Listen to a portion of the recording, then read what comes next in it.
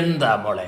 മാഷ ക്ലച്ചിന്റെ ഹൈറ്റ് കുറവാണെന്ന് തോന്നുന്നു. സർവീസ് ചെയ്താൽ ശരിയാവും. പോൾ വാക്കറിന്റെ പെങ്ങളെ എല്ലാം അറിയാവക്ക്. മോളുടെ ഗീറടക്കം ശരിയല്ല, നമുക്കൊന്നുകൂടെ പഠിക്കാം.